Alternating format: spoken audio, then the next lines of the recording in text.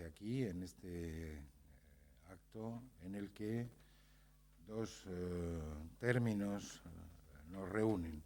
Por un lado, el término infancia, por otro, el de salud mental. Aparentemente parecen casi cosas contradictorias, ¿no? Pensar en la salud mental referida a la infancia es casi una contraposición. Sin embargo, la experiencia también nos indica que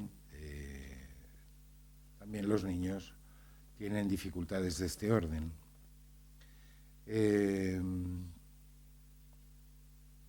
Como de un modo u otro en las sucesivas conferencias se ha ido poniendo de manifiesto, es cada vez más la extensión que está tomando la intervención clínica en el campo de la salud mental y muy particularmente en el campo de la infancia. De tal manera que se ha producido un crecimiento vertiginoso de patologización, digamos, de las conductas de los niños, ¿no? En un periodo relativamente breve. En el curso de los últimos 20, 30 años, parecería que los niños del mundo, porque es un fenómeno casi mundial, están teniendo una patología mental que multiplica los casos por 10, por 20, por 100, ¿no? Con respecto a cómo se consideraba en los años 60, por ejemplo, 60, 70, donde, bueno, efectivamente había patología en la infancia, pero muy limitada en cuanto a la cantidad, el número de niños afectados. Bueno, para que nos hable de este tema hemos considerado que era más que pertinente la presencia de Marian Martín Ramos. Es psicoanalista de la Escuela Lacaniana de Psicoanálisis y aquí en Toledo, trabaja aquí en Madrid y en Toledo, y colabora con la Asociación de Padres de Niños Autistas aquí en la ciudad de Toledo. Creo que es una persona suficientemente capaz para ilustrarnos un poco sobre este tema que para mí particularmente tiene un máximo interés. Como siempre, después de su conversación, abriremos un turno de preguntas, comentarios, para, bueno, todo aquel que quiera participar y aportar sus propias ideas. No creemos que nosotros seamos los únicos que sabemos, sino que también la gente tiene muchas cosas por decir. Gracias. Bueno, buenas tardes, muchas gracias por la presentación. Bueno, pues un placer estar aquí con todos vosotros. Dar las gracias a la Asociación Sigmund Freud de Toledo por la invitación que me habéis hecho. ¿Se oye? ¿No están funcionando? Sí. Bueno, simplemente dar las gracias por la presencia de todos vosotros aquí, agradecer a Luis Pérez, que sostiene la asociación, es el presidente de la Asociación Sigmund Freud de Toledo, la sostiene, darle las gracias por haberme invitado y bueno, estoy muy contenta de poder participar en estas semanas donde el tema fundamental es salud mental y psicoanálisis. En este momento, como Luis ha comentado, yo me voy a hacer cargo de una pequeña parcela que es infancia y salud mental. Bueno, en principio, cuando me propusieron el tema de infancia y salud mental, estaba muy contenta, pero también me hizo reflexionar a este tema. Y, evidentemente, pensé en la complejidad de lo que abarca, el campo tan inmenso que abarca. Así que, bueno, voy a contarles un poquito las reflexiones que me ha suscitado Evidentemente no podemos abarcarlo todo. Yo voy a abordar algunos de los puntos que creo que pueden ser candentes y que a lo mejor pueden ser de interés para todos vosotros. En primer lugar, reflexioné un poco con el título, ¿no? Infancia y salud mental. Y lo primero que se me hizo patente es que, efectivamente, infancia y salud mental no nos dice muchas cosas, porque tanto infancia como salud mental, en definitiva, son construcciones, son conceptos, son convenciones, y en el fondo quizás lo que yo creo, por lo menos me parece que es interesante, es plantearnos algunas preguntas. Por ejemplo, ¿por qué sufren los niños? ¿Qué clase de padecimiento tienen? ¿Qué nos dicen los niños hoy sobre lo que sufren y lo que padecen? ¿Por qué hay tantos niños diagnosticados con esta gran cantidad de trastornos que hoy día tienen, o sea, que se les denominan con esos trastornos? ¿Cómo podemos hacer para ayudarles? ¿Quién puede acoger este padecimiento? En definitiva, creo que estas son preguntas que reflejan nuestra realidad más cercana y lo que observamos día a día. Entonces, voy a intentar hacer un recorrido sobre infancia y salud mental teniendo como horizonte estas preguntas y para ver si podemos respondernos de alguna manera.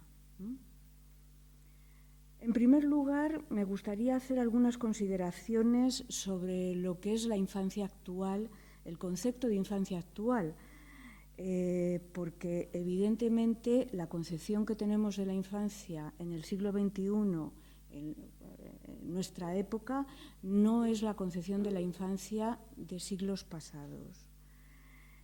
Quizás lo que distingue la concepción moderna de la infancia de otras épocas es que en Occidente la infancia se convirtió en el soporte de un sueño, el sueño de progreso de una sociedad. Y este sueño venía unido con un anhelo, que era que el niño fuera un sujeto feliz. Me parece que esto es lo verdaderamente moderno, lo que nos distingue como civilización a la hora de pensar la infancia de otros momentos históricos, porque civilización somos la misma, pero es verdad que en otros momentos históricos. Hoy día podemos decir que el niño nunca ha tenido un lugar y un valor tan importante como en nuestra cultura.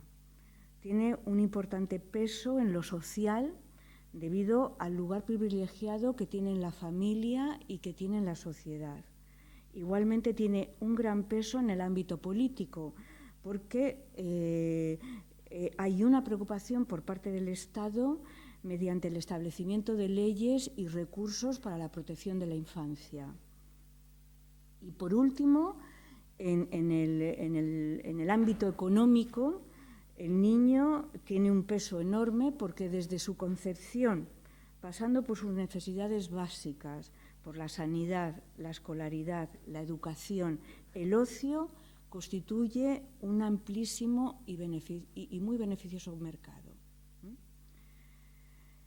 Pero me gustaría, además, mostrar otra de las características que tiene el concepto de niño y de infancia en esta época, que es el nacimiento del niño como un sujeto. En ese sentido, tengo que abrir una lanza en favor del psicoanálisis, porque si en un momento determinado, hace ya más de 100 años, gracias al descubrimiento y las investigaciones de Sigmund Freud, nos mostró un niño que escandalizaba en la época, porque en aquella época lo que nos presenta Freud es una versión de niño que rompe con la inocencia infantil y demostró que el niño tenía un deseo sexual, una rica sexualidad, que era la cuna de la sexualidad adulta. Por otra parte, son afirmaciones que hoy día a nadie le sorprende, está totalmente asumido en nuestra cultura. Pero lo que también el psicoanálisis planteó, aparte de esta versión del niño que escandalizaba en la época, era que el niño era un sujeto de pleno derecho, que piensa, que puede decidir, que puede hacerse responsable, que sufre ante las encrucijadas y los atolladeros que se encuentra y que por eso mismo merece ser escuchado y darle la palabra. No olvidemos que la primera cura que se hace de un niño que tenía 5 años y que padecía una fobia a los caballos, la realiza con mucho éxito Sigmund Freud en 1905. Es la primera vez que se atiende a un niño. Y no olvidemos tampoco que en aquella época el debate científico estaba centrado en la pertinencia o no pertinencia de tratar a los niños, porque se pensaba que un tratamiento podía ocasionar más perjuicio que beneficio, porque se pensaba que un tratamiento implicaba romper esa supuesta inocencia del niño. Por otra parte, también tenemos que decir que la aparición bastante reciente de una psiquiatría del niño y del adolescente, digamos que esta rama separada de la psiquiatría infantil empieza en 1930, hace nada, se debe a los médicos psiquiatras formados en psicoanálisis que se comprometieron con el estudio de los padecimientos específicos del niño y del adolescente e inauguraron una clínica adecuada a estos sujetos. Durante estos más de 100 años, el psicoanálisis ha librado batallas muy importantes en cuanto a la atención de los padecimientos de los sujetos niños. Inició un trabajo de investigación clínica para poder acoger esos sufrimientos, en principio de niños neuróticos. Lo que nosotros llamamos niños neuróticos serían los niños normales. Y que tienen algún atolladero en eso que nosotros denominamos la experiencia de la infancia. Pero tampoco se retrocedió a los sufrimientos más graves, como son las psicosis infantiles. En 1940 hay ya algunos médicos formados en psicoanálisis que intentan el abordaje de los niños con psicosis. Por otra parte, los médicos psiquiatras formados en psicoanálisis fueron los primeros en abordar el autismo. Tenemos, por ejemplo, Leo Kanner en 1943, que hace una descripción de este síndrome tan complejo. Y un poquito más tarde, Hannah Asperger, otro médico, que también hace otra aportación en el campo del autismo. Al mismo tiempo, se crearon las primeras instituciones para acoger a los niños, ya no como asilos, sino como verdaderos centros terapéuticos, que por su gravedad evidentemente no podían vivir en compañía de otros niños, con sus familias. En este sentido, lo que quiero comentar, que actualmente la práctica del psicoanálisis desde la que yo puedo hablar, que es la orientación lacaniana, ha mantenido ese compromiso con el sujeto infantil, continúa acogiéndole en una gran diversidad de dispositivos para ayudarle a resolver sus síntomas sin infantilizarle y permitiéndole hacerle responsable de lo que le ocurre. Me parece que este es el punto. Ahora me gustaría abordar un poquito cuáles son las condiciones de nuestra época actual. Hablábamos que el descubrimiento freudiano cumple ya un poco más de 100 años. En estos 100 años la sociedad ha cambiado mucho.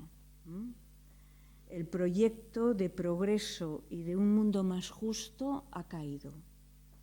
Han caído las utopías, cuyo soporte era ese deseo de este niño feliz, ¿no?, en el que decía antes que se sustentaba este sueño, ¿no?, que tenía la sociedad, este niño feliz en el que se confiaba que cuando fuera mayor, se convirtiera en adulto, podía transformar la sociedad. Esto ha caído, igual que han caído los antiguos ideales. Estamos en una época en que el discurso capitalista parece arrollar lo que en un principio se pensaba como un bien: el desarrollo de la ciencia, el desarrollo de la técnica, las fuerzas productivas. Ahora ese capitalismo nos desvela consecuencias muy paradójicas. En muchas ocasiones, el esperado progreso y beneficio no redunda en beneficio del conjunto de la sociedad. Por otra parte, nuestra civilización presenta un movimiento de aceleración y de gran inmediatez debido al gran salto que ha supuesto Internet, la comunicación global, y podríamos decir que esta comunicación continua que no para. Por otra parte, la globalización ha empequeñecido el mundo. Todo parece estar al alcance de la mano, sobre todo si se piensa que el comercio global tiene como ideal un crecimiento continuo y sin freno. Hay que producir, hay que gastar más, producir más y obtener más. Podríamos decir, si hacemos un análisis de nuestra sociedad, podríamos decir que hay un cambio en el régimen de nuestra civilización. Un régimen que, si me permiten, lo llamaría un régimen bulímico. Estamos en una sociedad que cada vez quiere más, más y más, con una tiranía férrea que es la rentabilidad inmediata. Esta mercantilización de todos los aspectos de la vida tiene consecuencias en la dimensión ética. En lo social, hoy día se promueve un vale todo en función de la rentabilidad y el beneficio inmediato. La pregunta que nos hacemos: ¿qué ocurre cuando este mercantilismo salvaje se instala en el campo de la salud y en el campo de la educación y en algunos aspectos de la vida de los seres humanos? Una de las consecuencias mayores es la pérdida de la dimensión de la palabra. El beneficio inmediato, su contabilidad, hace que el valor de la palabra caiga, y también la dimensión ética. Estamos de lleno en el imperio del número.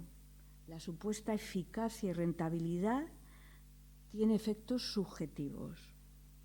Por ejemplo, ¿qué nos encontramos hoy día en las consultas?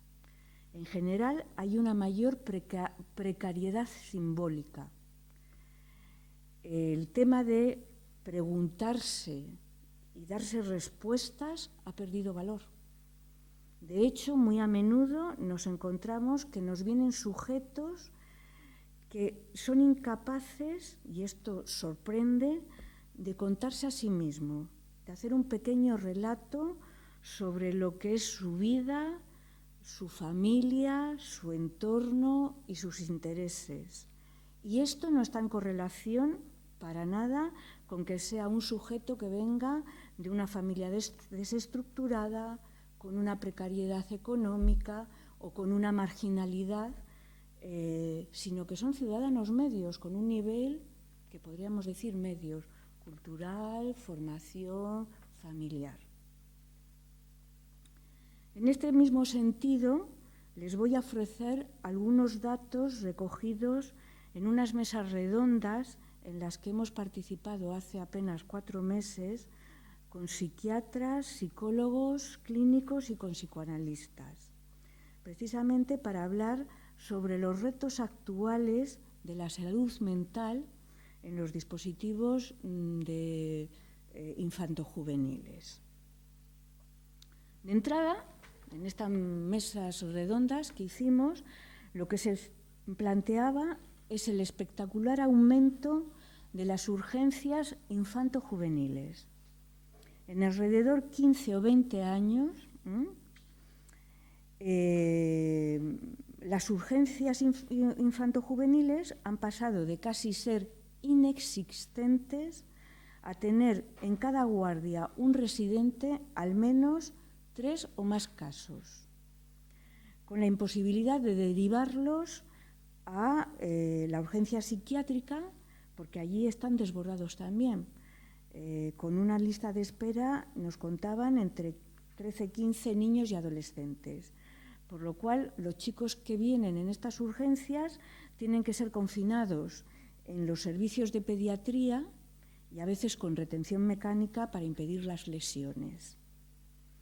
Cuando se buscaron las causas de este gran aumento, que no deja de crecer, se plantearon algunas reflexiones a tenerse en cuenta.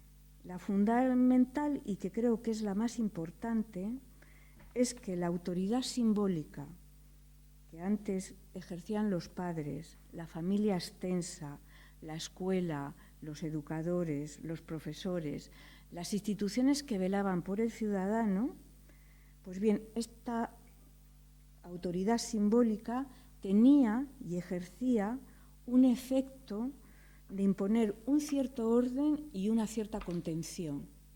Entonces, cuando había algún conato de conflicto exagerado, había ese aspecto de contención. Y solamente en casos muy extremos se acudía a los dispositivos de urgencia y de emergencia. Hoy vemos que hay una falta de esa autoridad simbólica. De hecho, en los dispositivos terapéuticos donde se realizan talleres de padres o escuelas de padres, lo que nos comentan los padres ellos mismos es que su mayor problemática es que se encuentran desorientados y que no saben cómo ejercer sus propias funciones como padres. Por otra parte, en lo cotidiano, lo vemos, nos lo cuentan los profesores, nos lo cuentan en los medios de comunicación, vemos que las dificultades de los chicos con los padres, con los familiares, con los profesores, las dificultades entre los chicos dentro de las instituciones educativas, en el ámbito del ocio, se manifiestan bajo la forma de estallidos de conflictos con brotes de violencia, que finalmente, ante la impotencia de los adultos del entorno, se acaba pidiendo ayuda a la policía y a la urgencia infanto-juvenil. En la actualidad, en estas mesas, donde ya he dicho que había psiquiatras, había psicólogos clínicos, estábamos psicoanalistas y tal, nos comentaban que lo que hay es un aumento de los servicios de salud mental. Y ese aumento tan grande que hay, que ha desbordado el mismo servicio, que no puede dar cabida a esta afluencia, a veces viene acompañado de un abuso de la prescripción del fármaco, que es un recurso fácil y que de alguna manera les ayuda a descongestionar esta afluencia masiva de población infanto-juvenil. En esa misma mesa se planteó el aumento de los índices de suicidio en la población infanto-juvenil y la alarmante cantidad y gravedad de los casos que se reciben cotidianamente en las consultas normales del día a día. Es decir, como conclusión, allí donde falta la palabra y el poder de la mediación que tiene la palabra para llegar a acuerdos, para poder organizar algo, el espacio entre los seres humanos, allí donde falta la palabra, lo que vemos, y es una constatación clara, que hay un aumento de síntomas y con una gravedad cada vez mayor, con pasajes al acto en donde los actos lesivos pueden ser para el semejante o para sí mismo, ¿no? Como consecuencia de esto, también hay un aumento de listas de esperas. Y hasta ahora el modo de solucionar las listas de espera ha sido mediante una política mercantil. Es más pacientes en menos tiempo.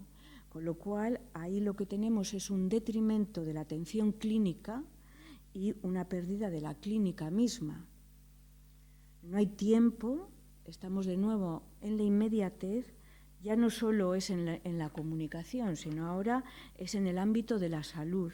No hay tiempo para escuchar ni para saber lo que le ocurre al niño que viene a consultarnos. Y cuando no hay tiempo, ¿qué es lo que ocurre? Porque algo hay que hacer, porque tenemos un sistema de salud universal y tenemos que cumplir con ese servicio público. Pues cuando no hay tiempo, ¿qué es lo que se promueve? Un recurso un poquito más fácil que la clínica, que necesita su tiempo de escucha. ¿Qué es lo que se promueven? Los protocolos. Los cuestionarios de preguntas tipos, donde hay que poner una cruz y luego tantas cruces en un lado, tantas cruces en otras, y entonces ya tenemos un diagnóstico. Y entonces tenemos un trastorno de déficit de atención, un trastorno oposicionista desafiante, trastornos adaptativos con tristeza, trastornos de impulsividad, trastornos de hiperactividad, trastornos de conducta, trastornos bipolar, trastornos TEA. Estas etiquetas se convierten en diagnósticos sin tener en cuenta que se han construido con cruces en casillas, dependiendo de un observador. Y entonces ahí tenemos otro problema. El problema es saber si ese observador ha sido un observador suficientemente lúcido y prevenido, o por el contrario tenemos un observador un poco nubladito y un poco cegato, porque entonces vale cualquier cosa. Entonces, como vemos, últimamente tenemos a la población infantil clasificada con el peso de estas etiquetas. Con lo cual, si hacemos un análisis de la sociedad, ¿qué podríamos decir? Hemos pasado de una sociedad donde protegía la infancia a una sociedad donde clasifica masivamente la infancia, la evalúa y la etiqueta con un sinfín de diagnósticos que tiene un peso para el niño y, por supuesto, para las familias. De entrada, una de las consecuencias de las etiquetas diagnósticas es un efecto segregativo importante. Entrar en una determinada categoría es imponer casi un nombre y un apellido a un niño. Y en algunos casos supone un calvario de rechazos, de sentirse disminuido, incapaz. En otros casos, la etiqueta sirve para desresponsabilizar al sujeto infantil. Les voy a poner algunos ejemplos. Por ejemplo, Felipe, son niños que atiendo yo en consulta, Felipe me dice un día en sesión, que abordamos la cuestión de la medicación, dice, me tomo la pastilla para no estar nervioso y atender más en clase. A lo que le respondo un poco sorprendida, y le digo, ¿y eso no es posible sin la pastilla? Y Felipe me responde, dice, creo que no, pero eso lo saben mejor mis papás. ¿Qué reflexión podemos sacar de esto? De entrada podemos ver que a este niño nadie le ha permitido pensar que es ese nerviosismo que le sacude. ¿De dónde viene? Es un nerviosismo evidentemente que no le deja atender y eso le va a ocasionar problemas en su aprendizaje escolar, pero nadie le ha dado el tiempo para poder investigar de dónde viene. Para él mismo no hay ninguna explicación. Por otro lado, siendo como es un niño, en este momento, acepta de buena gana, como es lógico, lo que los papás le dicen. Seguramente los papás le habrán dicho, bueno, hay que tomar la pastilla porque tú no atiendes en clase y tienes que tomarte la pastilla. ¿Qué edad tiene este chico? 6 años. 6 años. Pero vemos que bajo este mensaje que recibe este niño, lo único que se consigue es dejarle en una ignorancia porque él no sabe de lo que se trata, en una ignorancia porque nadie le ha explicado nada y en la ignorancia de que él sabe que se tiene que tomar la pastillita supuestamente para poder estar mucho más tranquilo. Y evidentemente no va a ir mucho más allá de esto. Si alguien no le ayuda a salir de esta posición de ignorancia. Bueno, otro chavalito. Mario. Mario es otra cosa. Mario es un escaqueador nato. Tiene una carita de ángel y me dice tranquilamente: yo no aprendo porque tengo déficit de atención. ¿Aquí qué tenemos instalado? Tenemos instalado otra posición completamente diferente. Claramente se está beneficiando del diagnóstico. Es lo que podríamos enmarcar dentro del beneficio secundario que cada sujeto puede sacar de un síntoma invalidante y que apunta a una desresponsabilización. Mario no se cuestiona el porqué de su no aprender. De hecho, ya tiene la respuesta. Es el trastorno. Y esto va a ser casi inamovible.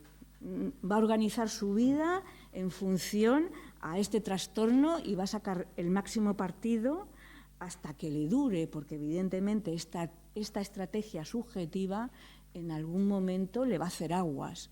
Pero mientras tanto, él va a estar ahí. Otro jovencito, Jorge, me decía: me tomo la pastilla para aprender y ser como los listos de mi clase. Aquí vemos a otro niño totalmente aplastado, otra posición, es otra posición. Aquí ya vemos un niño totalmente aplastado por el peso de no saber. Y además desorientado, porque el tema de no saber no pasa por la ingesta de una pastilla. Evidentemente que pienso en la buena voluntad de los médicos, de los padres, que para que tome la pastilla le habrán dicho: mira, esto es para que aprendas más. Pero es una falsedad completa y que va a tener consecuencias para él. Lo que creo que hay que rescatar de Jorge es la expresión de un deseo. En este niño hay un deseo de saber, quiere ser listo como los de su clase. De momento, lo que sabemos es que ese deseo de saber está bloqueado e impedido. Entonces, la pregunta es: ¿se imaginan el peso de cada una de estas tres frases que puede tener en la vida de estos chicos si no les ayudamos a salir de esta? En el caso de Felipe, ¿cómo sería ayudarle? El primer chaval que les ha hablado. Efectivamente, ayudarle a salir de la ignorancia y que pueda, por lo menos, preguntarse de dónde viene esa agitación, que le podamos ayudar de dónde le viene. En el caso de Mario, efectivamente, es favorecer de que su estrategia le falle lo antes posible y no se convierta en un escaqueador nato de por vida, ¿no?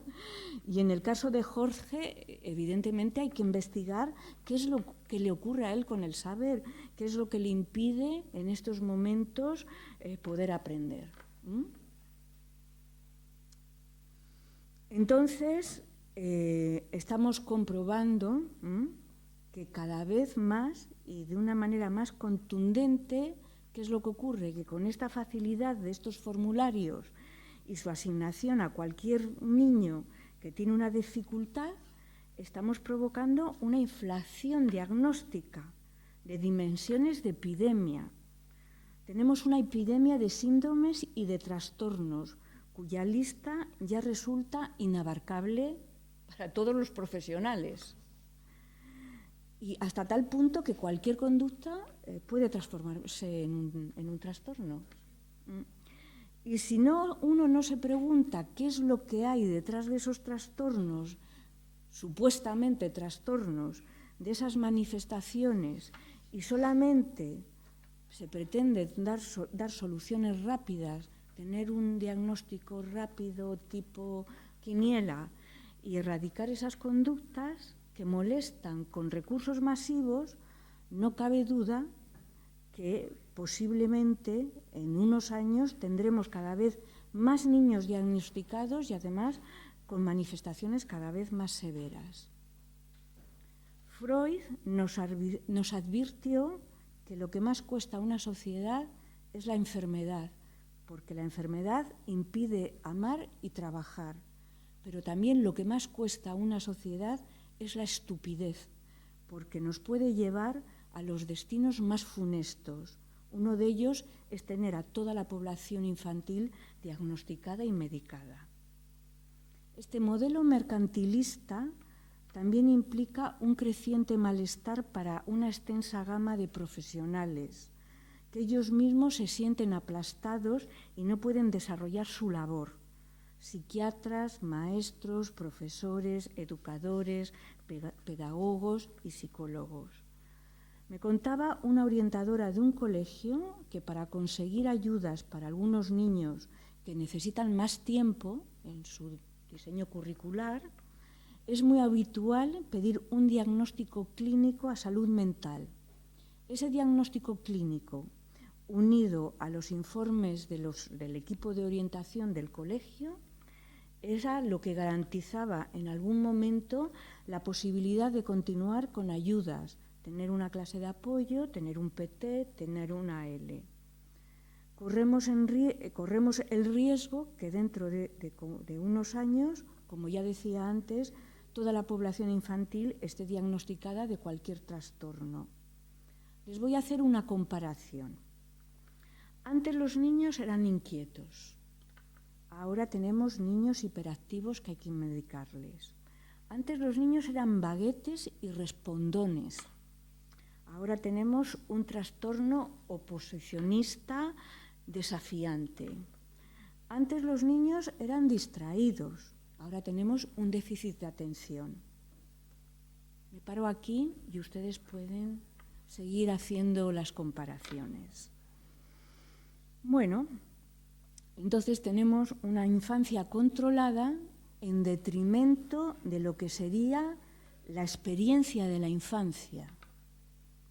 En el fondo, todas estas clasificaciones, todos estos diagnósticos, medicados incluso a veces, son el intento de controlar los modos y los comportamientos infantiles que no se ajustan a un modelo estadístico, porque los modelos siempre son estadísticos, es la mediana del grupo. Esa es la mediana del grupo. Y luego tenemos las desviaciones típicas.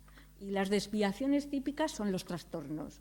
Y como desviaciones típicas tenemos todas, porque no hay sujetos que siempre estén en la mediana, por eso tenemos a la población diagnosticada, ¿no? Entonces, hay este modelo estadístico donde además hay un ideal de un niño sin problemas, sin tener en cuenta que esto es una mala ficción, porque todos los niños presentan dificultades en algún aspecto dentro de su recorrido vital. Eso es el ser humano. Si el psicoanálisis puso de relieve que el niño era un sujeto capaz de decidir y enfrentarse a las encrucijadas de la vida, es porque nos mostró que la infancia no es ese paraíso ocioso idealizado por el adulto. El niño es un trabajador infatigable. A lo largo de la experiencia de la infancia, cada niño tendrá que elaborar mínimamente cuestiones sobre el origen de la vida y la muerte, cuestiones sobre su propio origen, sobre su historia familiar, el lugar que ocupa para los padres, entre los hermanos. Además tendrá que elaborar la diferencia sexual. Pero antes tendrá que haber construido un cuerpo que le permita, si es niño o si es niña, construir y aceptar los semblantes de su sexo de una manera personal y única. Tendrá que construir de ciertos diques psíquicos para poder renunciar a diferentes satisfacciones. En un momento, por ejemplo, les voy a poner algunos ejemplos, en un momento determinado dejará de mamar, tendrá que entrar en la alimentación sólida Y eso no es un pasaje que sea cómodo. En un momento determinado tendrá que dejar de hacerse pis y caca en el pañal y tendrá que ir a un váter, y tampoco es una cosa cómoda.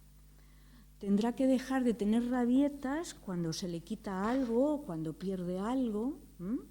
Tendrá que poner límites psíquicos para renunciar a la presencia de los padres, es decir, la posibilidad de quedarse solo, dormir solo, ir a la guardería, ir al colegio.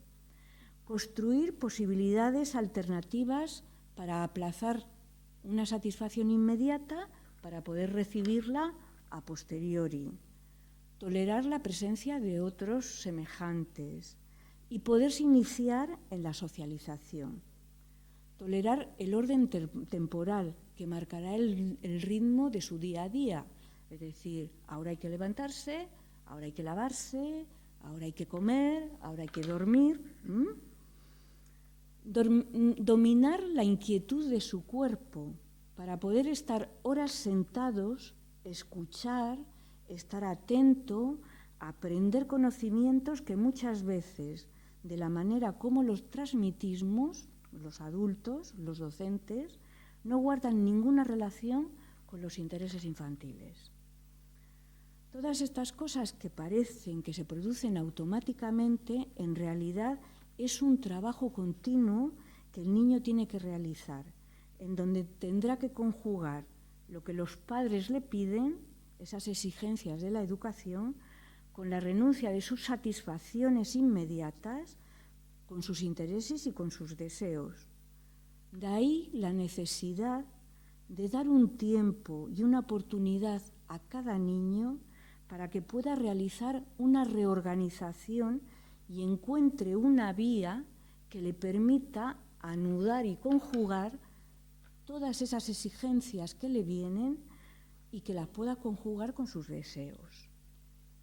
Sin olvidar lo que ya nos decía Sigmund Freud en 1905 en todas sus investigaciones sobre la psique del niño, que en el niño además siempre hay algo que se resiste, algo imposible a domeñar, es decir, algo que siempre se revela como un núcleo irreductible que por otra parte es la base de su singularidad.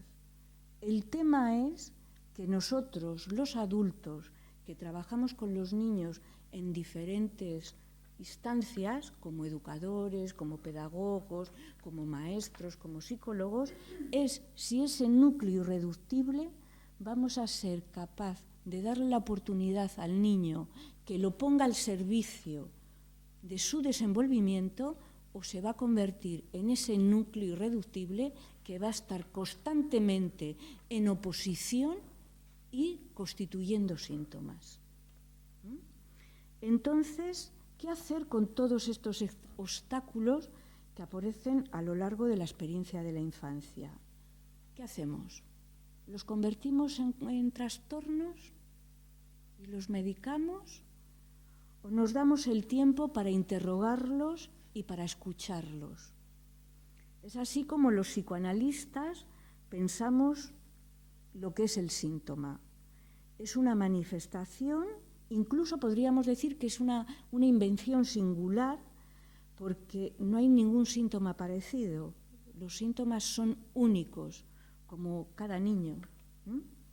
Es el modo en que cada sujeto habla de su malestar.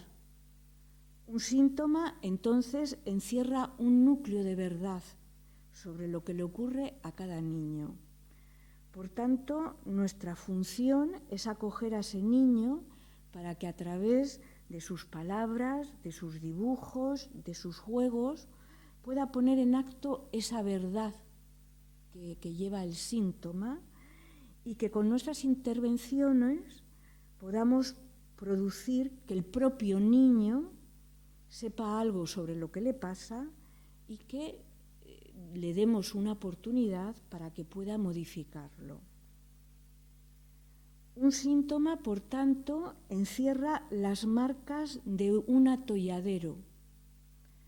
El atolladero donde un niño se ha visto confrontado y que repite insistentemente, porque el síntoma, si hay una cosa que nos muestra, es que se repite insistentemente. Y lo que se está repitiendo, en definitiva, es las marcas de un atolladero donde un niño ha quedado embarrado y de la verdad de lo que le pasa. Y en realidad un síntoma lo que nos muestra es que un niño no ha encontrado una solución mejor.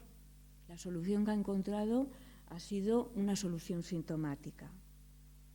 El síntoma, así pensado, desde luego que no es una etiqueta. El síntoma nos enseña este historial. Es un nudo de elementos que tiene que ver con la vida de cada niño, ¿no? En donde se engloban las coordenadas de su existencia y las fijaciones de su goce en donde ha quedado atrapado. Además, cada síntoma juega una función, por lo que erradicarlo así, venga, vamos a darle una pastillita o vamos a ver si eso, nosotros los psicoanalistas sabemos que es un poco arriesgado, porque no sabemos las consecuencias que eso puede generar. A veces nos encontramos en la consulta, cuando atendemos a niños, que el hecho de darle esa atención, esa escucha, y que él pueda hacer incluso un pequeño despliegue, a veces no muy largo, pero simplemente el hecho de ser escuchado y poner en juego esto que el síntoma aporta, produce una mejoría terapéutica bastante rápida, incluso a veces espectacular, ¿no? Otras veces es verdad que el proceso es mucho más largo, que necesita de intervenciones más largas en el tiempo y que evidentemente el psicoanalista está ahí concernido, ya sea con sus palabras, ya sean con sus maniobras, para hacer que el sujeto pueda hacerse responsable de lo que le pasa, pueda tener un saber sobre lo que le pasa y pueda modificar. Es verdad que a veces nos encontramos con casos muy graves, donde además tenemos que ser muy respetuosos con las condiciones en las que viene cada niño. Por ejemplo, en el caso de la psicosis, en el caso de los autismos. Ahí el psicoanalista tiene que plegarse a las condiciones con las que viene el niño. A partir de esas condiciones, con mucha delicadeza y con mucho tacto, a veces se pueden abrir a una transformación de esas fijaciones de goce que podríamos decir que el síntoma es lo que es el síntoma. Es decir, el síntoma son unas fijaciones de goce y un núcleo de verdad. Entonces, evidentemente, el núcleo de verdad, si es un niño que tiene la palabra, que se puede conversar con él, que puede dibujar, que puede jugar, en esos materiales que el niño trae va la verdad del síntoma. Pero a veces nos encontramos con casos muy graves, con psicosis y con autismos, que evidentemente el niño no tiene esos instrumentos a su alcance. Entonces, la posición del psicoanalista tiene que cambiar y tiene que ser muy respetuoso con esas condiciones que trae el niño. A veces, por ejemplo, con un niño autista hay que pasarse meses y meses repitiendo, por ejemplo, el que coloque unos cochecitos unos seguidos de otros, o que con un pequeño reloj donde están las horas, incansablemente las coloque y vuelva a colocar y vuelva a colocar, pero durante esos meses a lo mejor el sujeto niño permite que el psicoanalista se acerque a él y que en algún momento le ofrezca una pieza y la coja. Ya hemos entrado en contacto. Y desde ahí podemos armar otros puentes que le hagan salir de ese caparazón que el sujeto autista tiene, por ejemplo. Sería el caso más extremo de sintomatología frente al caso de los niños neuróticos. Bueno, Para terminar, un pequeño apunte de un niño no tan grave como, por ejemplo, un niño autista. Hay que decir que, por lo general, cuando los padres nos traen a sus hijos a la consulta, es porque piensan que no cumplen con lo que se espera de ellos. Los padres tienen unas expectativas y dicen, mi chico no parece que entra. Para algunos padres, cuando algo no encaja, cuando el niño no responde a esas expectativas que se tiene de él, se sienten defraudados. El hijo deja de ser para ellos ese objeto deseado y apreciado y se convierte en un objeto extraño, insoportable a veces. Pero no hay que olvidar que a veces es la vía del síntoma la única vía que encuentra el niño para decirle al otro que está en un atolladero. Entonces, voy a contar, por ejemplo, un pequeño apunte clínico de un niño, digo, no tan grave como lo último que he contado. Felipe, un niño de 6 años que atiendo y que se le ha hecho insoportable la presencia de su hermana de 2 años. Los padres me cuentan que durante el embarazo de la madre cumplieron con los ritos de hablar a la hermanita a través del vientre de la mamá, estar pendiente del paso del tiempo y la espera de su llegada. Todo parecía transcurrir de la buena manera. Pero la aparición de María ya en casa desestabilizó todo el universo de Felipe. Le cuesta dormir solo, se ha vuelto miedoso, pide más atención a los padres, tiene rabietas, se queja, y lo que los padres me dicen es que, bueno, al menos va contento al colegio en todo este desorden. Es un chico que es verdad que le gusta ir al colegio. Empezamos las sesiones. En las sesiones sus quejas tardaron un poquito en aparecer, porque evidentemente, como es un chico listo, que le gusta ir al colegio y en el colegio hace cosas que a él le gustan, pues viene contento a contarme, mira lo que he hecho, mira lo que he aprendido.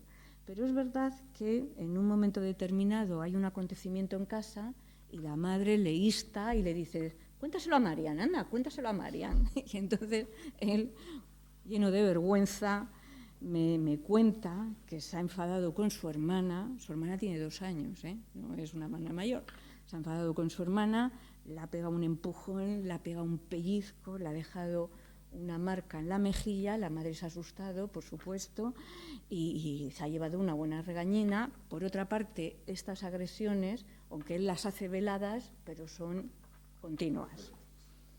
Entonces, cuando me cuenta todo eso, le pido que me cuente cómo ha pasado, porque bueno, es importante saber cuál es el conflicto. Y sin quitarle la responsabilidad que él tiene en todo este hecho, después de advertir cuál había sido la disputa entre ellos, le digo si él ha pensado que quizás su hermana pequeña se siente muy interesado por todo lo que él hace, por todas sus cosas, y que quizás lo que le ocurre a su hermana es que ella quisiera hacer las mismas cosas que él hace. Bueno, él se queda así mirándome. Acabamos la sesión rápida porque no quiero que la cosa se disperse en juegos y tal. Y veo que a posterior, en las sesiones que siguen, él empieza a quejarse de su hermana y me empieza a contar. Dice, es que mi hermana me coge todo, me lo rompe, me lo tira y además me tengo que aguantar. Dice, porque es que como mis padres me dicen que yo soy mayor y que mi hermana es pequeña. Y entonces le digo, efectivamente, entiendo tu enfado. Digo, que te rompan las cosas y que te las pierdan no es una cosa fácil de soportar. Pero digo, ¿y esto de ser pequeño y grande? Como que cuéntame un poco. Y entonces él empieza a contarme algo que tiene que ver con su propia percepción de lo que es pequeño y es grande. Y me cuenta que para él una cosa que ha sido muy importante es el ser mayor. Cuando tenía 3 años pudo ir al colegio y entonces él se sintió muy bien. Eso es ser mayor. A partir de ahí, él me empieza a contar, casi sin que yo le dé un empujoncito, él me lo dice, y me dice, bueno, a lo mejor María, cuando tenga 3 años y vaya al colegio, como ya va a ser mayor, ya no me va a coger las cosas. Es decir, que el poder hablar de esto a él le ha permitido hacer una reflexión, comprender a un otro diferente a él y atemperar su ira. Con lo cual, ya últimamente, cuando venía a las sesiones, él me decía que, bueno, que sí es verdad, que se pone un poco pesada, pero ya no era esa beligerancia y esa ira. Hablando con los padres, me dicen que, bueno, los otros síntomas todavía siguen, pero es verdad que este tema de la agresión tan insistente que tenía hacia la hermana, eso ha caído. Bueno, nosotros continuamos trabajando, evidentemente. Entonces, como vemos, para este niño pegar es el modo que él tiene de decir que necesita tiempo para asumir la presencia de otro ser humano en su universo y que por el hecho de que su hermana ha llegado a ese universo se le han puesto todas las cosas patas arriba y que eso le produce mucha rabia y que la única salida que ha encontrado ha sido la ira y la agresión. Pero no olvidemos que este niño, a pesar de esto, quiere mucho a su hermanita. Entonces vemos la conducta paradójica. Es un niño que se desvela por su hermana, pero por otra parte la puede agredir con una rabia feroz. Bueno, entonces este recorte clínico, que es de un niño neurótico, que evidentemente no tiene la gravedad de los casos que les he contado antes, gracias a darle la palabra, a escucharle, a rescatarle como sujeto, él va a poder ir haciendo un recorrido. Pero no obstante, incluso en los niños más graves con psicosis, cuando uno está pendiente de ellos, se le da la palabra, el apaciguamiento de los síntomas también ocurren. Bueno, creo que con esto no lo acabo porque son 5 minutos. Me decías que eran 5 minutos. Sí, 5 minutos. Sí. Bueno, me parece que es un poco un panorama de lo que podemos entender la infancia actual, las exigencias en las que la infancia actual está sometida y que los profesionales y los padres tenemos que tener un punto de reflexión, no dejarnos llevar por este discurso social que a veces nos lleva en un torbellino y que a veces nos hace no reflexionar, porque a veces lo que sí nos encontramos es que los padres vienen muy angustiados y son ellos mismos que nos piden un diagnóstico de ese calibre. Poder decirle a un padre, no, vamos a darnos el tiempo, vamos a poder escuchar, vamos a ver qué pasa, no vamos a ir tan rápido. Entonces, esto es lo que me interesaba transmitir, ¿no? Es decir, que tenemos que dar un tiempo a la palabra del niño, tenemos que darnos un tiempo, que no podemos estar cogidos en las prisas, porque lo que sí tenemos claro es que las soluciones rápidas son siempre las peores soluciones para cualquier sujeto. Podría... Pues muchas gracias, María. Gracias por su atención. Bueno, además de agradecerte tu exposición, que me ha resultado bastante vivaz, un poco por la dialéctica que dibuja, ¿no? entre lo que es el discurso actual, de la solución rápida, de la pastilla, el diagnóstico rápido, ¿no? La etiqueta rápida, ¿no? Que en la mayoría de los casos, yo no llevo niños, no trato niños, pero con adultos pasa exactamente lo mismo. Lo que uno constata es que cuando la solución, porque no le pasa solo a los niños que van al médico a pedir ansiolíticos y antidepresivos, ¿no? Cuando se medican, lo que hay es un efecto de aplanamiento, pero cuando le pones a hablar no tiene muchas cosas que decir, no relaciona que eso que le pasa puede tener que ver con cosas de su propia vida, de su propia existencia. La gente que viene a lo mejor 3 o 4 meses después del fallecimiento de un padre, de una madre, que no ha elaborado el duelo por cualquier cuestión, y es que no se lo plantea. No se plantea que su tristeza pueda tener que ver con eso. Y es necesario un trabajo de elaboración para que esta persona pueda darse cuenta de que en realidad lo que le está padeciendo es que no es capaz de expresar el dolor por la pérdida que tuvo. Bueno, son cosas paralelas, sí, ¿no? En el campo de los niños. Sí, pero es verdad, porque en la mesa esta que os he contado, que hicimos con los psiquiatras y tal, nos contaban esto mismo, es decir, muchas veces llegan personas con un fallecimiento de un familiar y salen diagnosticados con depresión. Y si la persona no tiene un espacio para elaborar ese duelo, y se acomoda la pastilla, porque evidentemente si el sufrimiento es muy grande y por sí mismo no encuentra un lugar donde poder hablar de eso, es decir, pues bueno, se toma la pastilla efectivamente te recompone un poquito, pero eso se cronifica. Sí. Y entonces, ¿qué es lo que ocurre? Que esa cronificación tiene efectos de que cuando hay otro acontecimiento inesperado, a veces no hace falta que sea un acontecimiento terriblemente dramático, sino a lo mejor otro acontecimiento de la vida que vuelva a desestabilizar cosas, la persona vuelve a caer, porque se ha ido sumando esta falta de elaboración y también se va sumando el número de pastillas que se le receta. Sí, es algo que se suele constatar. Yo quería rescatar una cosa que dijo Lorenzo la vez pasada, ¿no? Con respecto al tema de la educación y eso, ¿no? Es la responsabilidad. ¿Recuerdas que hablábamos de la responsabilidad y de la necesidad de dar tiempo, de darse tiempo?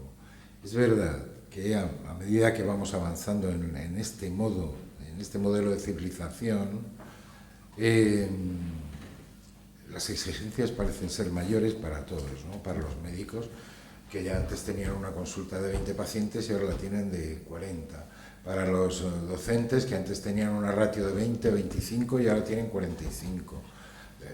Hay este efecto de crecimiento continuo, de una demanda cada vez más continua, ¿no? Y que no permite...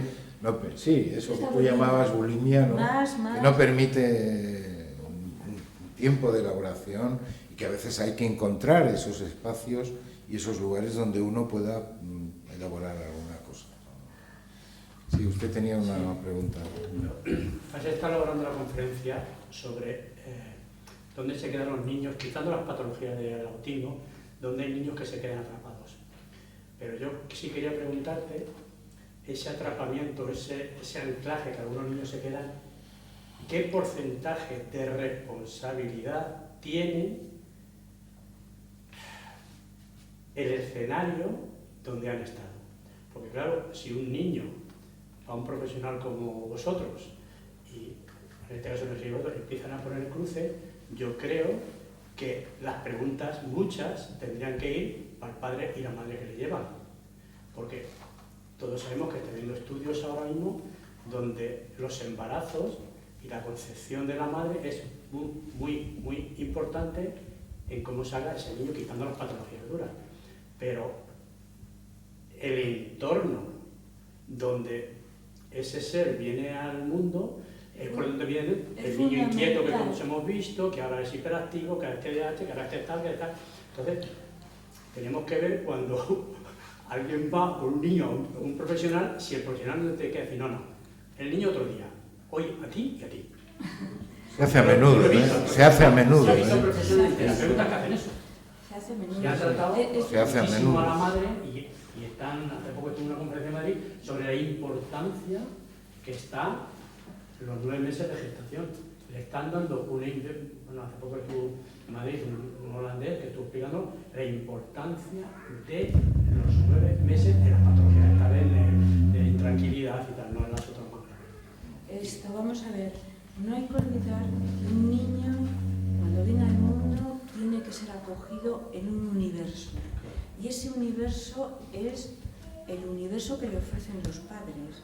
Pero ese universo no es solamente, digamos, el acogimiento material, sino es un universo simbólico tan amplio que va desde el deseo que ellos han tenido de ese hijo, las expectativas, esas expectativas para el orden de la familia. Es el primer nieto, mi madre quería hijos, mi padre estaba encantado, cuando sea mayor me lo voy a llevar al fútbol, quiero que sea ingeniero, todo ese lecho donde va a venir ese niño, tiene su importancia. Por eso decimos, desde donde viene un niño, viene primero acogido de una determinada manera, con unos cuidados de una determinada manera, con unas expectativas de una determinada manera. Y hay un fluir de cosas conscientes, inconscientes, que es el universo donde viene el niño. Pero gracias a que viene en ese universo, vamos a conseguir que ese organismo vivo se transforme en un ser humano. Porque el ser humano no son los miligramos de enzimas ni de neuronas. El ser humano es eso. El ser humano es todo ese conjunto de expectativas, de deseos, de satisfacciones, de cuidados, de enfrentarse a la vida. Y eso es lo que hace el universo parental. Coger un niño que nace, que es un organismo vivo, y transformarlo en un ser humano. Y darle todo ese bagaje. Y luego el chaval, bueno, con todo ese bagaje, tomará esto de aquí, esto dirá a su padre que mira, por mucho que tú quieras llevarme al fútbol, a mí lo que me gusta es el rock y el fútbol no, y yo de esta manera, es decir, él tendrá todo un bagaje a donde poder elegir y donde poder construirse como sujeto. Pero evidentemente tiene que encontrar su vía, pero esa vía la tiene que encontrar siempre y cuando haya un lecho. Claro. A veces lo que nos encontramos es, por ejemplo, eso se ve muy bien, en los niños con abandonos, con multicarencias, donde ese lecho no existe y donde no se ha podido hacer una especie de remiendo, y entonces, ¿qué es lo que nos encontramos? Nos encontramos con síntomas muy graves, porque no hay ese lecho donde le permite al niño construirse finalmente. O sea, que pasamos de un organismo vivo a construirse en un niño y después construirse en un sujeto. Son cosas diferentes. De hecho, por ejemplo, se podrían hablar de los niños que se encontraron, estos niños abandonados. Hay toda una literatura de niños abandonados que empiezan en 1800, donde encontraron niños perdidos en el bosque. Hay un niño muy famoso que se le llamó Víctor, y este niño fue recogido por un médico de la época. Este niño estaba totalmente asilvestrado, casi era un animalito, es decir, y este hombre le trajo en su casa, hizo todo un trabajo, primero una investigación científica, porque fue muy minucioso a la hora de escribir cómo era el comportamiento inicial de este joven, de este ser, porque ni siquiera era un ser humano, y cómo poquito a poquito se fue humanizando. Y es muy interesante porque el procedimiento de humanización no fue someterle a tener que aprender, sino prácticamente a partir de lo que él consentía, de lo que él podía consentir, ir un poquito más, y finalmente, al cabo de cierto tiempo, este sujeto empezó a tener algo de palabra, empezó a poder comer en la mesa como un ser humano, porque antes comía como un animal, olisqueaba, engullía la comida. Entonces vemos, cuando no hay esos lechos, no se humaniza. La labor y la dignidad de la educación de los padres es humanizar, es convertir a un ser vivo en un ser humano. Eso es la dignidad del trabajo que hacen los padres. Si acaso os puedo contar el día de la conferencia esta, cuando si queréis hablar conmigo. Vamos 50 años para atrás, una ciudad de Estados Unidos, Chicago, un barrio donde están la gente de color, muy humilde, mucha delincuencia en la calle, un niño que nace, un padre que abandona a la madre y al niño, una madre que se tiene que poner a trabajar, el niño en el colegio no atiende, el niño del colegio no va, el niño del colegio se pega con todo el mundo, la madre no puede hacer más, porque está trabajando, le da todo el cariño que puede, pero claro, el niño está en la calle. Entonces, casi ningún profesor le hacía caso porque era un rebelde, solamente un profesor se dio cuenta, no sé de qué, pero se dio cuenta que ese niño tenía algo más. Entonces, ese profesor puso mucho empeño en él, y para no hacer más largo, este chico es Ben Carson, el mejor neurocirujano infantil del mundo. Es el primer neurocirujano americano que se opera a un niño con 2 cabezas. Ahora está siendo mucho en la tele, este niño que nadie quería y que un profesor le cogió es Ben Carson. O sea, es una verdadera evidencia. Ahora está siendo mucho en la tele porque parece ser que Trump le quiere coger como algo para sanidad. Esto es muy importante. Podéis ver la historia de este niño, es esta. O sea, era en un barrio negro donde todo el mundo le pegaba, la madre no podía más, le daba mucho cariño, pero estaba siempre en el colegio. Y un profesor dijo, este muchacho tiene que tener algo. Y a partir de ahí estamos hablando de Ben Carson, el mejor neurocirujano que existe en el mundo. Esa es la historia de Ben Carson. Sí. Se lo oía a Mario Alonso Puig, que lo habéis oído alguna vez, es un médico que da conferencia, y me dejé impresionado. Entonces, igual que los padres humanizan a este ser vivo que viene, tenemos otra labor que es fundamental, que es la labor del profesor. Claro. A veces un profesor es capaz de, debido a la manera como se acerca a un niño, que a veces es un niño problemático, un niño que parece que no tiene muchos recursos, la manera de acogerle, la manera de apostar por él, puede hacer que un niño pueda hacer un camino y salir de ese aspecto que podríamos decir de estar dejado, y como está dejado, como está abandonado, no vale la pena nada. Y entonces hay alguien que dice, ¿cómo que no vale la pena nada? Tú sí que vales la pena. Venga. ¿Cómo lo vio? Entonces me parece que la labor docente es algo también muy interesante a rescatar, sobre todo hoy día, que al docente no se le tiene en cuenta. Por esta cosa que hemos hablado, que ha hablado de que la caída de la autoridad simbólica implica esto, saber la función que tiene cada uno y valorar esa función.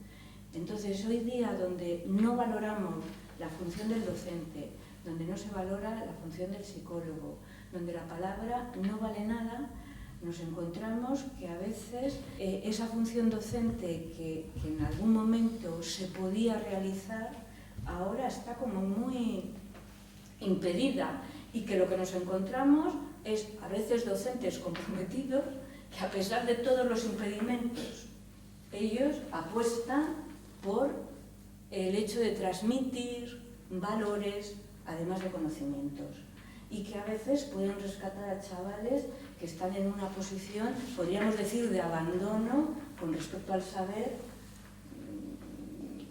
Eso no se pone día a día. O sea, hay muchas veces se coge al deportista, por ejemplo, como imagen para muchas cosas.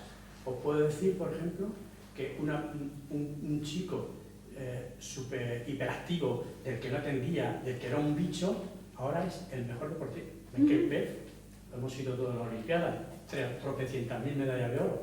Este era un chico así, que a los 5 años dijeron, bueno, que empieza a nadar. Es este hombre que da estas conferencias tan maravillosas y que tiene 10, no sé cuántas medallas de oro para la Olimpiada. La terapia, lo que le digo algo, es esa. Sí, bueno, te quería hacer dos preguntas. De esto último que has dicho, yo sí que le hago el hincapié porque el profesor, pues estoy completamente, mi caso que trabajo con adolescentes 10 años, y que un chaval te venga después de 5, 6, 7 años, que se acuerde de ti con cariño y que te diga, tú me salvaste la vida prácticamente, eso no se puede pagar absolutamente con nada. O sea, que no, si eso la gente lo pudiera sentir realmente, en mi opinión, ya podían temblar poderes económicos y esta gente que se creen que realmente, eso sí es poder. O sea, eso sí que realmente, eso sí es poder. Por eso a veces hasta me planteo que yo creo que no interesa poner en valor esas cosas que usted está diciendo. Fíjate qué imagen. Porque creo que el mundo se mueve por otros, interesa que se mueve quizá por otros términos, posiblemente, pero bueno, a lo mejor sería otro debate. Bueno, Ben Carson en todas las conferencias lo primero que dice es nombra el profesor que le sacó de ahí. Y, claro, sí, además ya sale en la papelera sale la foto de ese profesor. Es porque querer a la gente un educador, un docente, un referente, como el otro día de mesa hablaba, por lo que es, no por lo que es que eso, sí, todo el mundo puede saber, pero es que yo no lo veo que eso esté puesto encima de la mesa. Yo no creo que interese en exceso desde ciertos sitios poner ahí el hincapié, porque es que entonces sería como decir, no, esta gente va a empezar a pensar y va a cambiar ciertos valores y va a pensar que es que lo más importante no es llevar la chaqueta más bonita que tiene mi compañero, por lo tanto eso sería entrar en un mundo ya sin fin. Pero bueno, dos preguntas focalizando mi punto de vista. Yo lo de las pastillas, la medicación a los chavales con Z, Robifen, todas estas historias que yo estoy, a mí me asusta un poco en mis 10 años que llevo dando clase. Bueno, me queda bastante respondido porque, bueno, medio intuyo, medio veo con tu discurso, te iba a preguntar un poco más, pero veo y me reconforta tu opinión, porque a veces incluso parece otra cosa, fíjate, desde la educación, como que parece que todo se intenta catalogar mucho y que incluso viene bien a vuestro gremio por más trabajo y cosas de este tipo, y me reconforta un montón escucharte hablar así, porque yo es la línea que tengo de pensar, de como madre mía, a estos niños tan pequeños, todos en este sentido. Bueno, luego hay un montón de niños TDAH metidos en clase, medicados, otros sin medicar, otros con incluso problemáticas varias que a lo mejor ni han ido a ningún profesional. Entonces cuando miras el panorama de clase es difícil. Es difícil, sí. Incluso porque claro, incluso te sientes impotente porque no llegas, no llegas. Pero por centrar, por ejemplo, estos niños que sabes que tienes con TDAH, con su medicación, que el padre te viene, te dice pasa esto y tú lo tienes en cuenta, se lo transmites a tu claustro como tutor, por ejemplo, cosas así, informas de todo. ¿Cómo crees que, cómo tratar a estos niños en clase? ¿Cómo tratar ante una conducta disruptiva, por ejemplo, o ante ciertas situaciones, teniendo en cuenta eso y por lo tanto haciendo un tratamiento X o igualando de cierta manera las cosas, no sé, ante cierto problema en clase, tener en cuenta que ese niño es TDAH y por eso ya tratarle así, pero a fulanito que no es TDAH le trato de otra manera, ¿o no? ¿Tú qué piensas de eso? Yo creo que eso es un poco estigmatizar, es una segregación. Y sobre todo lo que se trata un poco, vamos a ver, lo que se trata sería de responsabilizar al sujeto. Por lo tanto, si tú lo que dices, bueno, como tiene TDAH, miro para el otro lado y el otro que tal, apunto al otro lado, eso te va a traer un montón de complicaciones en la clase. Y además va a haber una posición de segregación, porque indudablemente van a saber que se está protegido y luego ya sabemos lo que eso puede ocurrir en los recreos y en otro. Me parece que no, que me parece que cada sujeto tiene que hacerse responsable de la situación en la que está. Y esa situación, sea TDAH o no sea TDAH, esté medicado o no esté medicado. Yo estoy completamente de acuerdo contigo, pero sucede mucho en el día a día que hay una seguramente hipersensibilización con este tema. Sí, claro, porque es que los medios de comunicación personales, sí. A veces en clase, a veces en el trato con los padres, con otros alumnos, a decir, bueno, claro, pero es que, hombre, es que este niño no está todo el tiempo haciéndole porque quiera, es que el pobre tiene un problema y hay que entenderlo. Me parece que te doy una sugerencia, no sé si es posible, pero me parece muy interesante lo que se está haciendo en algunos centros, que es una mediación de conflictos. Incluso, además, los propios alumnos crear como un pequeño núcleo de mediador de conflictos donde hay varios alumnos que constituyen esa célula, y cuando hay un conflicto, que eso se ponga en marcha. buena idea. Se recuerda a los usuarios que la biblioteca cerrará dentro de 10 minutos. Gracias. Porque eso permite, primero, una reflexión.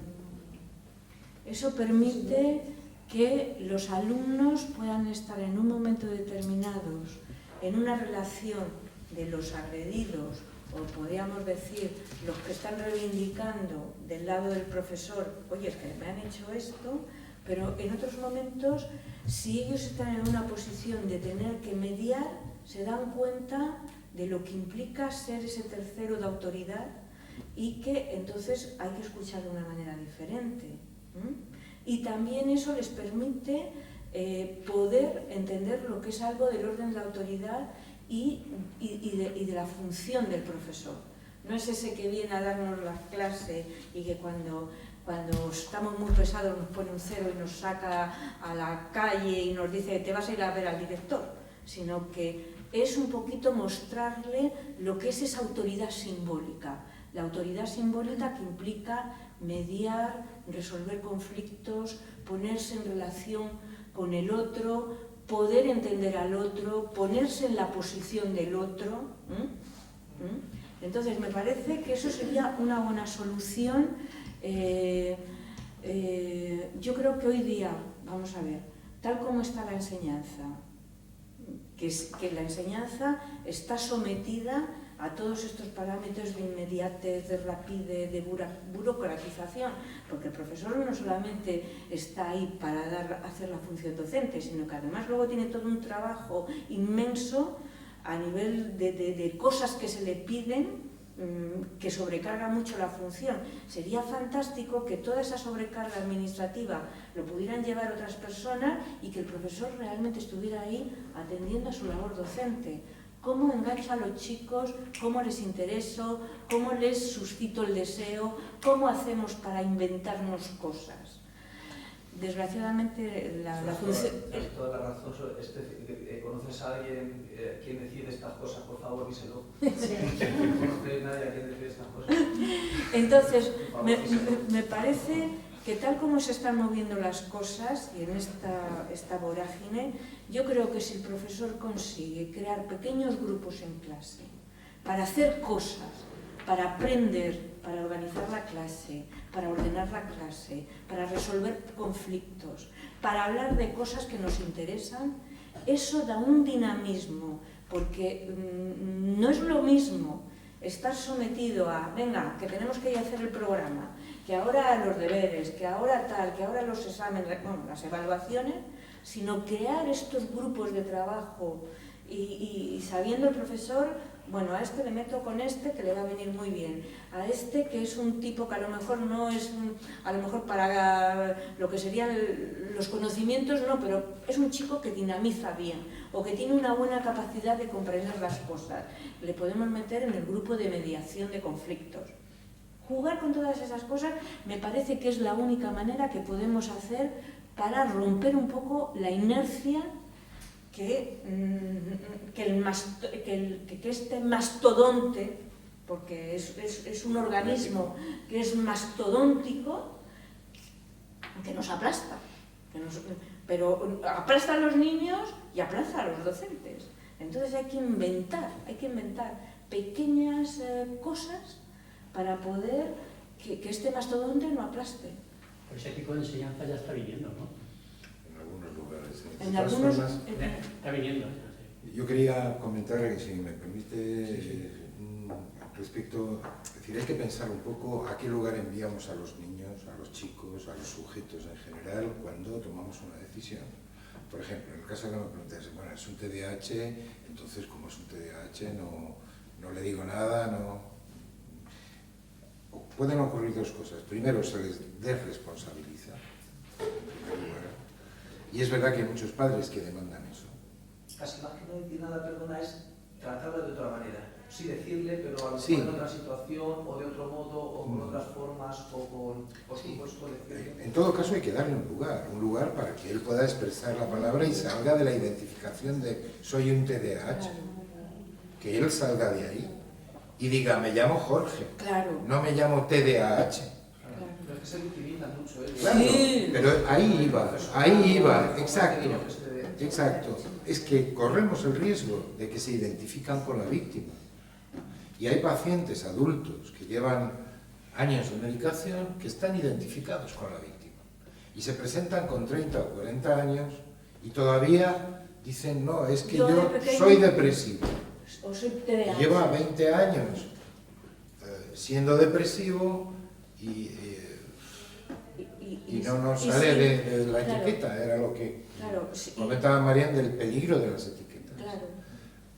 Es muy peligroso porque entre ellos mismos, bueno, este es un no sé qué, pues la posibilidad del acoso, no sé qué, no sé cuánto, pero independientemente de la conducta de los otros, está la posición misma del sujeto, ¿no? Se le envía a una victimización que no le va a beneficiar en nada. Para nada.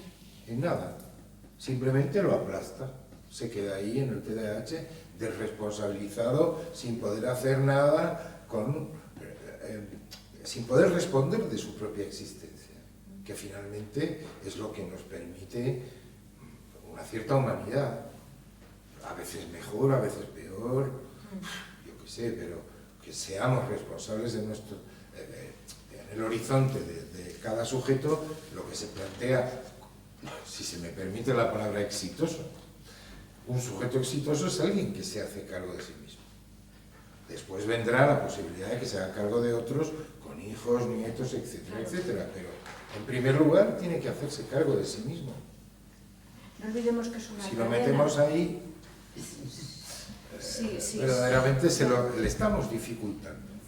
Luego va a ser muy difícil que también sea responsable de su pareja, de sus hijos, de responsabilizarse de las funciones. Entonces, para tener adultos responsables, tenemos que tener niños responsables. Y tenemos que hacer niños responsables. Por eso decía yo que es fundamental no infantilizar al niño. Es decir, y si el psicoanálisis hace una cosa, es no infantilizarle. No, porque con su niño, no. Un niño sabe lo suficiente para poder decidir. Y si no lo sabe, lo puede aprender, lo puede considerar. Y un chaval que puede tener, bueno, cualquier patología, yo he trabajado incluso con niños síndrome de Down, que podríamos decir, bueno, son muy cortitos. Depende cómo haya sido tratado ese niño, tenemos un síndrome de Down que puede ir a la universidad, o un síndrome de Down totalmente invalidado para poder desarrollar una vida normal y corriente. O sea que eso depende del tratamiento que le demos. Si queremos que sea un sujeto, podrá hacerse responsable, podrá tener cargas y determinaciones pesadas, pero podrá hacer una vida, podrá ser el que dirige su vida. Si no le responsabilizamos, da lo mismo que tenga cargas o no, que será una persona invalidada para hacer de su vida el camino que él quiere construir. Señalar solo un matiz. Responsabilizar no es culpabilizar, no es lo mismo, no es la misma cosa. Y a veces los adultos tendemos a culpabilizar a los chicos. Es que este no sé qué se les culpabiliza. Pueden haber cometido un acto del que efectivamente puedan declararse culpables, pero una cosa es que sean efectivamente culpables de algo y se les rescata mediante la responsabilidad, ¿no? Y otra cosa es la responsabilidad misma. No son conceptos que estén conectados, ¿no? Uno se hace responsable cuando es capaz de suponer su propia culpabilidad si acomete un determinado acto contra otros o contra sí mismo, ¿no?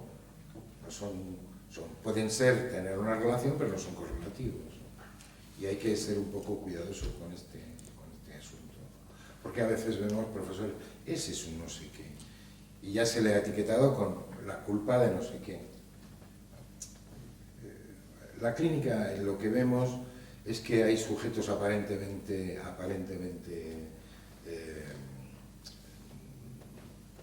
intratables y te sorprende muchas veces.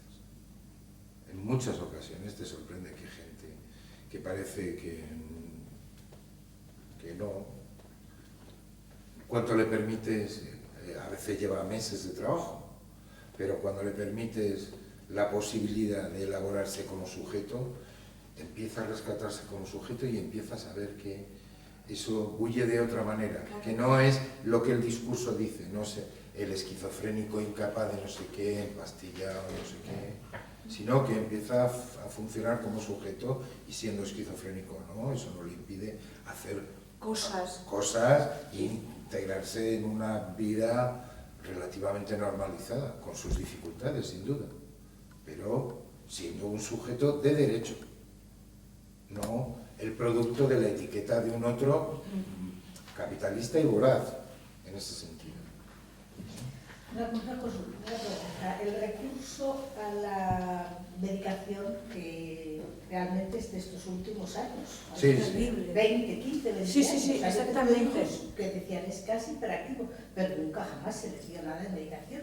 Y tengo, por contra, sobrinos que sí se están medicando. Y a mí me parece un horror. O sea, eso achacable, o sea, ¿quién...? Es un índice del discurso de la... Porque son los psicólogos... No estáis absolutamente en contra. O sea, ¿qué tipo de profesionales son los que recomiendan? Es que muchos, me parece... Muchos, pero... Ya, pero eso entra dentro de la mecánica, de lo de las prisas, de los números, de las categorías... Sí, entra dentro, dentro de una concepción de un mercantilismo de la vida.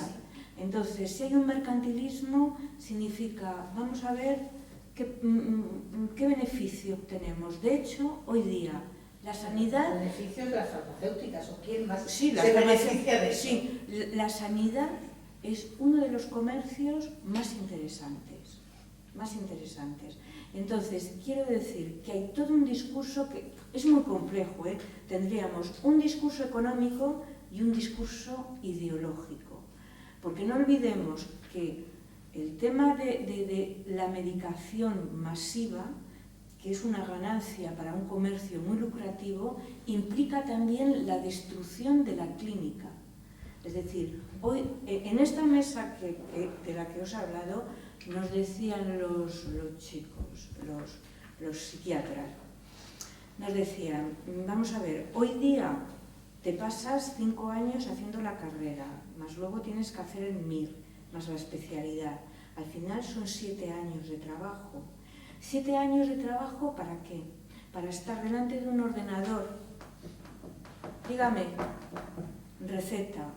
Al cabo de 2 años o 3 años, el empobrecimiento profesional es terrible. Y estos mismos psiquiatras, jóvenes psiquiatras, se preguntaban, ¿qué podemos hacer para no empobrecernos como profesionales?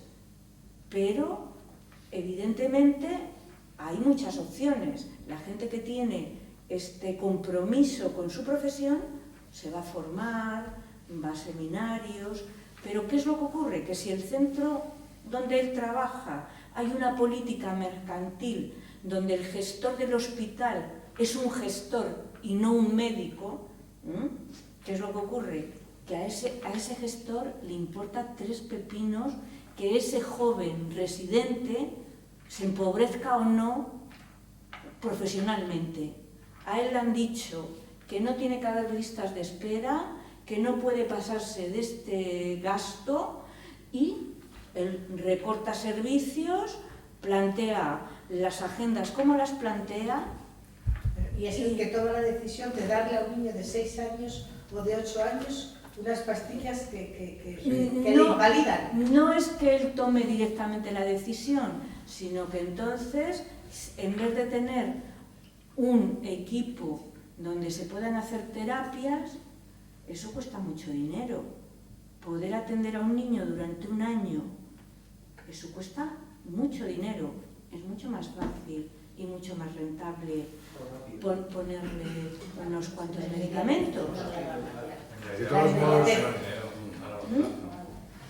Por eso decía el discurso mercantilista y de beneficio inmediato. Es decir, hoy día ya no tenemos plazos de decir, bueno, vamos a hacer cosas para las generaciones siguientes. No, Vamos a ver cómo resolvemos en que en vez de sacar 20 millones saquemos 80. Bueno, tenemos que cortar. Sí, gracias por su asistencia.